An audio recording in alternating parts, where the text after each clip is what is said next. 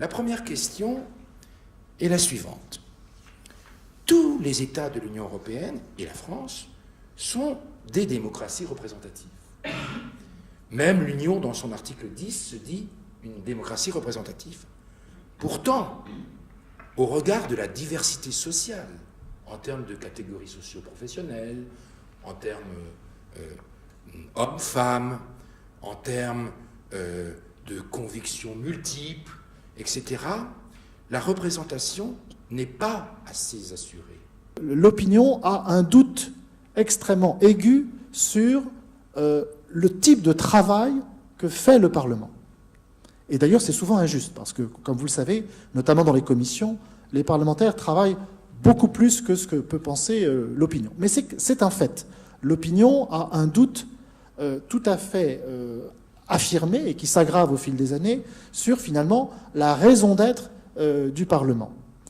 Donc moi, personnellement, je suis beaucoup plus soucieux de cette question du travail parlementaire, de l'efficacité du travail parlementaire, qu'au fond d'une représentativité qui serait améliorée. Je ne dis pas que ce serait mal, ça ne peut faire que du bien, mais ce serait à l'évidence insuffisant. Que se passe-t-il aujourd'hui dans nos assemblées? C'est que quand il y a une proposition de loi qui vient de la gauche, la droite, même si elle est d'accord, vote contre, et inversement. Donc je suis tout à fait d'accord avec cette idée qu'il faut en finir avec ces blocages, ce dualisme imbécile. Mais précisément, nous pensons que le scrutin proportionnel aura pour inconvénient de ne pas donner de majorité absolue, mais aura pour avantage de permettre des coalitions, des majorités d'idées, etc. C'est un risque, mais c'est aussi une chance. Donc ce serait pour moi un paradoxe au moment où on peut espérer une relance de la démocratie locale, de dissocier le vivier de la démocratie locale de la démocratie représentative.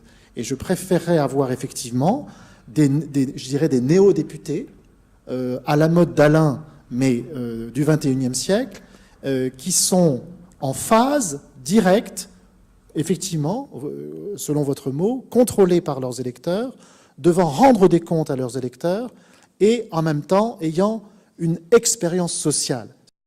Il y a évidemment l'absence de représentation de ce que nous appelons les minorités visibles, sauf à dose vraiment homéopathique. Il y a des millions de Français issus de l'immigration qui ne sont pas représentés. Il y a les classes d'âge. Il y a les classes d'âge, puisque la moyenne des députés doit être de 56 ans, quelque chose comme cela. Et puis, il y a une surreprésentation de la fonction publique, puisque 55% de nos élus sont des fonctionnaires. Voilà, entre autres, n'est-ce pas, l'état de la question. Où en est-on et comment assurer ce qui est la base de notre démocratie, le contrôle?